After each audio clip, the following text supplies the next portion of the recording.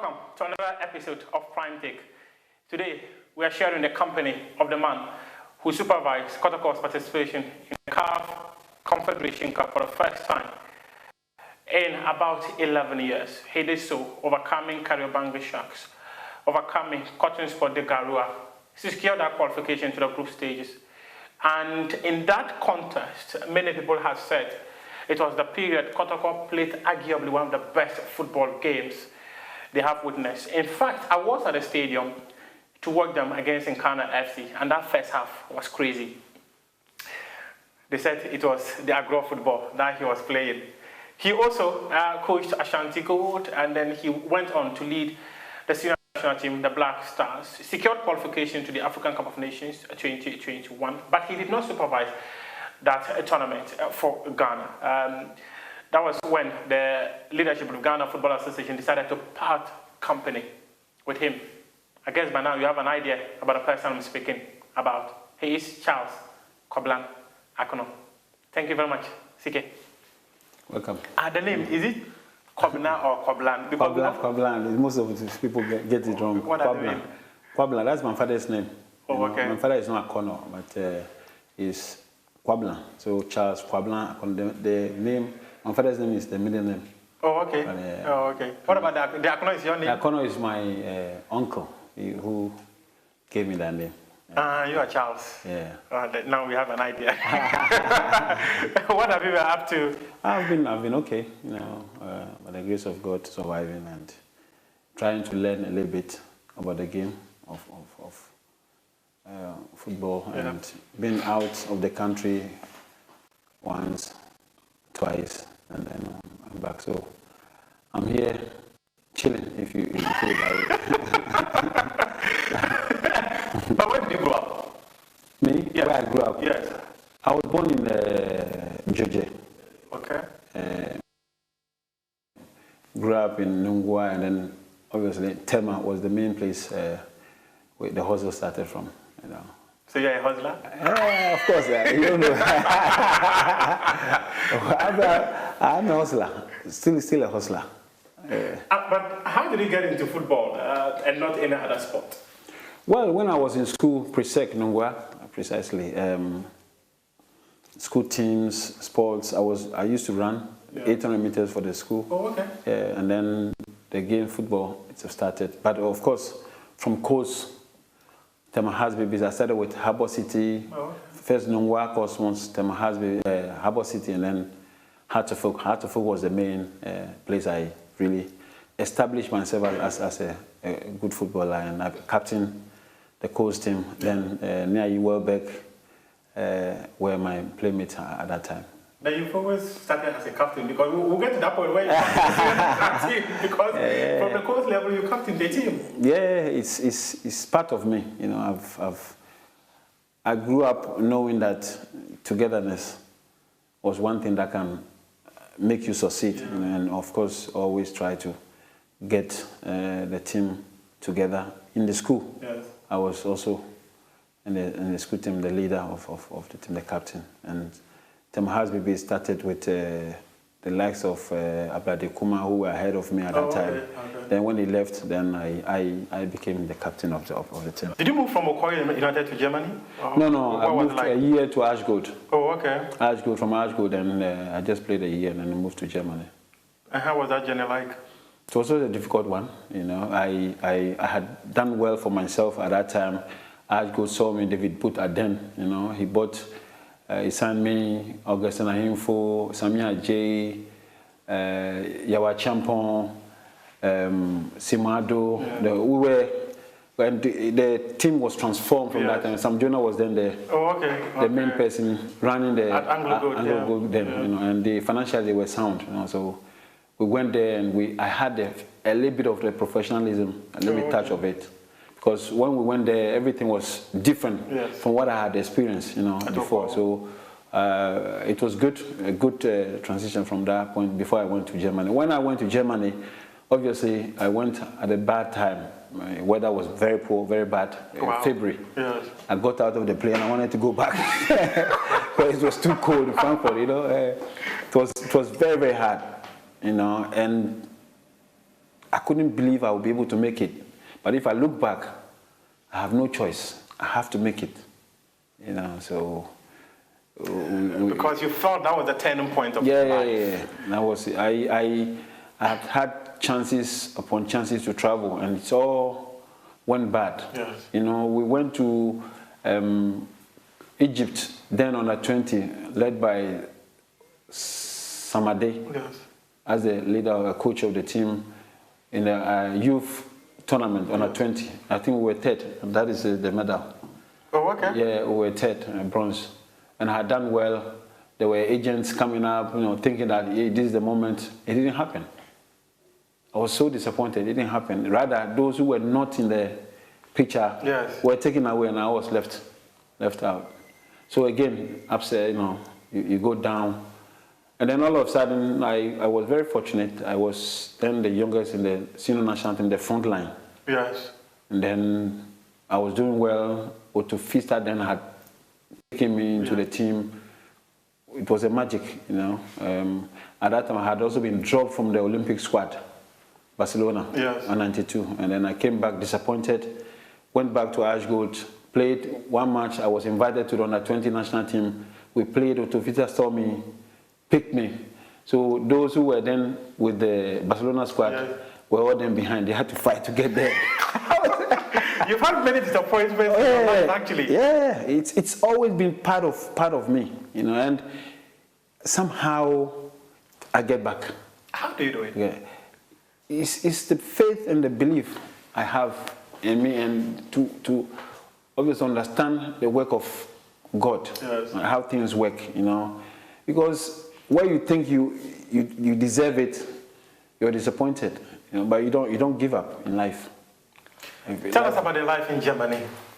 Life in Germany was good, ups and downs, you know, in terms of racism at that time was a bit on the high in Germany. I've had encounters where I was almost beaten, you know. Really? Yeah. And survived. You go to a restaurant, they don't want to serve you because not the restaurant, but those who are also there to be served. Oh, okay. They don't want you to sit next to them, and they behave funny towards you. You know, and so these were challenges that apart from the football aspect of life, the private life was also a difficult one. So you go to a restaurant and you are being looked at a different funny way. You know, they are looking at, what is this monkey doing? You know, that kind of thing. Sometimes you get upset. You know, I've had situations where I was in a train, I wasn't driving then, where I've been attacked by what we call the Black Angels. Those guys they do their, you know, attacked in a way. But all these were part of the journey. But with all these challenges, how did you rise to the extent that you were even able to captain Wolfsburg? Yeah, I was tough. My attitude changed towards the whites, you know. And you saw them to be different from and so I was always, then from there I started learning the language. I went to the president and said, I want to learn the language. You don't go to the president and talk to him like that because he's a crazy man. Tony Buffo will tell you. I went to his office, then he had to bring in some interpreter. I said, I want to learn the language now. So you speak German? Yeah, of course I can. Can you try something? I can speak. When you speak, I can speak with you. Oh, okay. I get it. Which tournament was the first tournament you played for the Black Stars? 94, Tunisia. Tunisia 94. 94, 96, 98, and 2000. How was it like in the national team? To be honest with you, where I really enjoyed most was when I was with under-20s, when we went to Australia. Oh, okay. And that was, I think, my best moment as far as the national team is concerned. I enjoyed, the group was good, we were very good together, we had fun, we enjoyed, you know, the likes of Augustine Ahimfo, Benogu. Yeah. Oh, okay. They would crack some jokes in. But you were always a serious person. So. I was. You wouldn't want to laugh. But you go and hide and laugh. It was funny, you know. And I wish I had that group till I, you know, Like you don't come. It was fun, and when we get on the field of play, we know what time it is. Yes. We were there to deliver. Yes. You know, we were very serious on the field of play, but off the field of play too, we had fun. It was fun. It was like. How was that different from the national team, the Black Stars itself? No, you know, the Black Stars were maybe, if I should say, too serious, and we had a lot of egos. Oh, okay. And there wasn't anybody who was lighting up the atmosphere. who changed that or control those egos. You know, it looks like the players were too bigger than the national team. The national team itself. Yeah, and truly, we had big players. We had those who opened doors for some of us. Yes. The likes of Anthony Yeboah, Abedi Pele, Kwame Ayew was even somebody, you know, I highly respected till today, you know. So we needed somebody who could lighten and it was all egos. Yeah, to control the egos, you know, manage it. So do you just subscribe to those who say that the Black Stars squad of 92 to 98, the atmosphere within the team was very toxic? Yeah, I think it started from 92. I wasn't there. I was part of the qualification, but I was not part of the final squad of the tournament. And I think it started from there because there were a lot of issues which, when we start to talk about it, we won't finish. and it's course it continued till when I of course the atmosphere was not the best one, you know, and I was surprised. You know, I personally was young. I was looking up to some of the players, big names, and you could clearly see there wasn't that kind of bonding, team spirit bonding. How did that affect you in the team? I was disappointed, but I was just focused on what I had to do on the field of play. You know, it didn't really bother me, but I was surprised to have seen guys who sort of have opened doors for all of us, you know, and again, it might not be the players, but the people around it couldn't control it very well, couldn't manage it very well. Was the disunity that obvious in the team? I will tell you today, it was clear, it was obvious. It wasn't, you know, for instance, I think our first one was against Guinea. I didn't know nothing. We got into the dressing room, then I was called by Maestro. Me, I think, Odati Lamte, and somebody else, that some people were not going to play. I didn't know. We had made a squad. Was this 96? No, 94. Oh, okay. 94, you know. And then we were called because we knew who were going to play the team. And then when we got there, something happened. Some were not going to play. And I was like, what? I was shocked. You know, but I didn't get it. I didn't understand everything. I was, like I said, I was too young to have, you know, to have got everything right in my head at that time. And my focus was, hey, I've gotten a chance to play in the, you know. So my after hustling all the way for I won't allow anything. I was just focusing on what I had to do. And seriously, I was always thinking of what I could do to help the team. You know, if I had to put my head on the listen to be, you know, I was going to do it. Yeah, so, but I'm sure now, you know, we've gone past all those things, and probably some of them will say, it wasn't necessary, you know, because if we had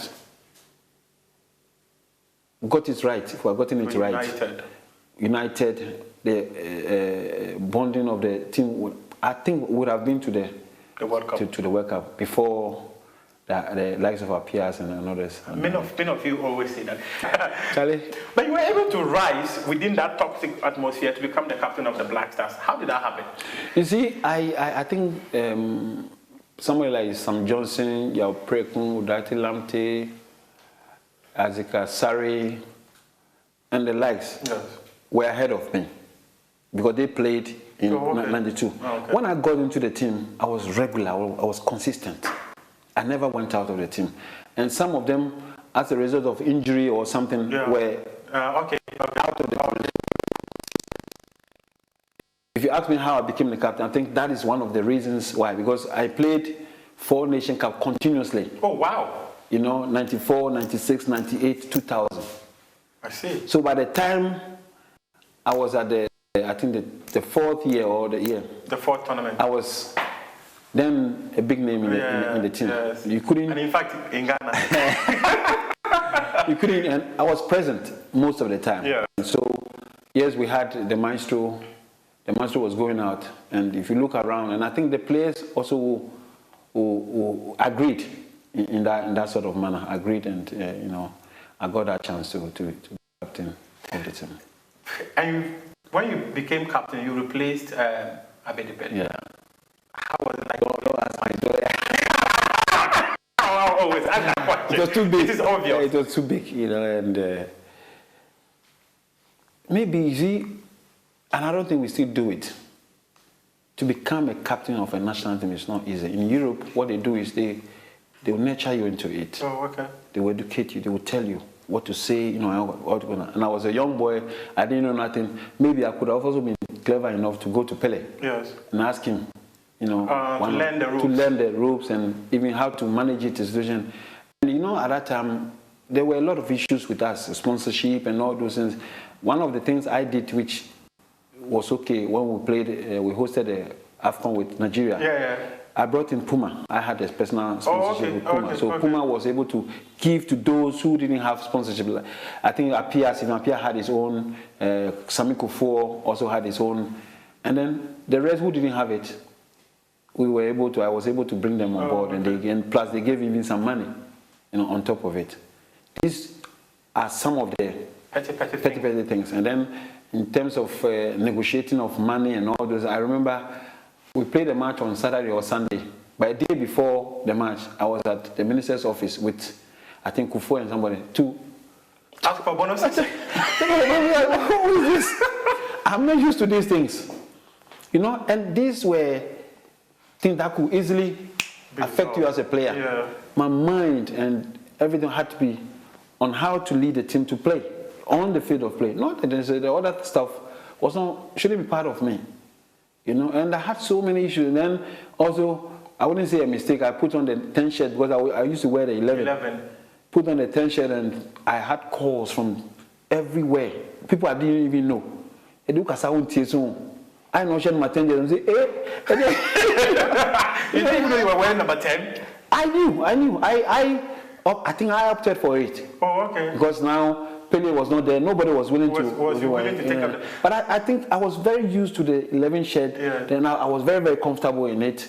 No, I'm not talking about super t-shirts. No, I get. Maybe you were wearing a very big shirt. Yeah. You're going into the shoes of one man who was deemed so huge that it was a responsibility you're going to carry. And like I said, all these things I need to be nurtured into it, you know, to be taught. What did you do to ease the tension that you met at the national team when you became captain?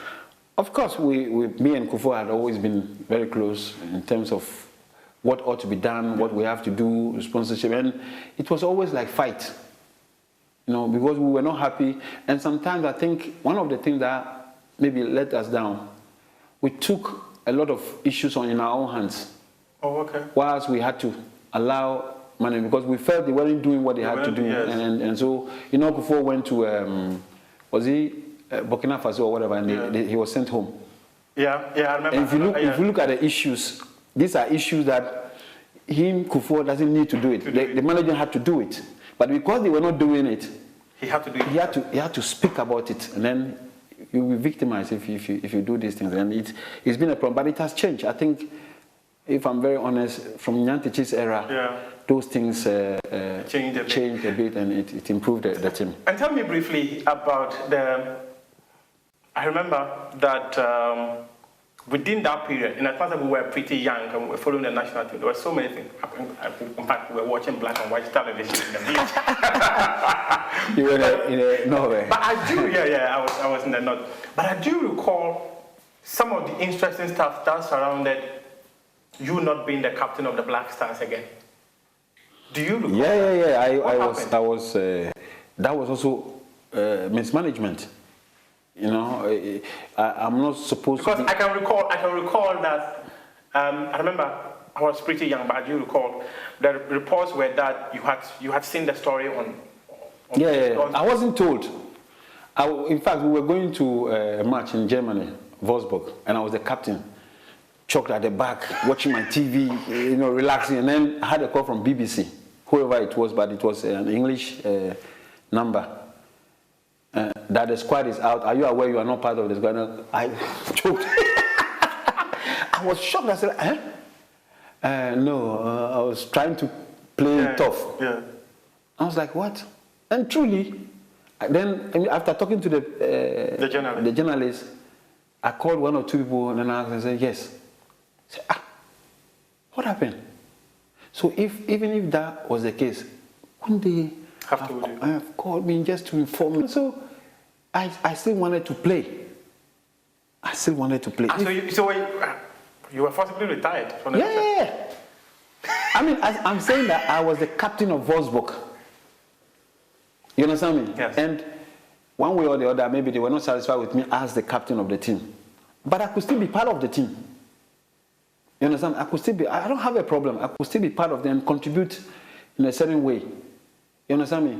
Rather, they decided not to call me, not to tell me. I was outside from the squad, and it became, I was hurt. Telling you, I was hurt. It hurt me so bad.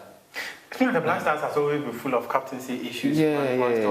And I think in our era, Kufuor was able to, you know, soften a little bit because he was also big at that time then. Okay. So me and him had a very common understanding. We were working towards sources for the team to be okay. Even we tried the likes of Tuado and others join the team. It was as a result of our effort. Gerard Asamoah also came, you know, we spoke to them. I spoke to them. Kufuor, Anthony Bafo was also involved. At that time, Anthony hadn't come there. But so he would call me, call Kufuor, and then on the phone we talk. And not just them. There were Francis Diko. Yes. Diko. I brought him to the... really? Single-handed. I think there was a time former of Nyantichi, the president, even said it. You know, and so we were like today, where you have the likes of Lamte, Tariq Lamte, and others coming. They were interested, so we were approaching them on a secret, you know. So again, it is how we go about things. It is how we, and you can imagine those who were in charge then. Yes. The same way they were with Pele, Yeboah, and all, and then the thing became an issue. It exploded. Because they weren't managed well. Imagine I was bitter then when I was out from the squad. I spoke about it, and if I had some feelings today, I say I'm sorry. I've always apologized. I was hurt though. I was really, really hurt. I couldn't believe it that my own people could do this to me. However, I kept my cool and everything went on. I went ahead to become coach. I haven't coached mine. I'm coming to the coaching. At what point did you realize that you could become a coach? Well, I had a friend who is now a big agent, and he had stopped playing. We were together. We played together in Cologne. He moved to. He's even here in this picture. Yeah. Michael Beck. I see. Yeah, and so he asked me, Charlie, can we do something? And at that time I was still playing. I was in Denmark then. So we tried to start a little bit of an academy stuff. And so he came one day, and when we come in, and I said, I will take over, I will do it. So he was standing aside, he was looking at me, watching me what I was doing. I said, when we finished, I said, have you coached before? I said, no. He said, you could do this. Try it. So try it. He really encouraged me. So when I finished, I'm playing, the first thing I did was to do the License B in Germany, UEFA B. Yeah. I did it, and thank God, in German, I passed. I passed the test and I had the license. I came down here. In fact, I started 11 wise before going back again to do the course, and then till now.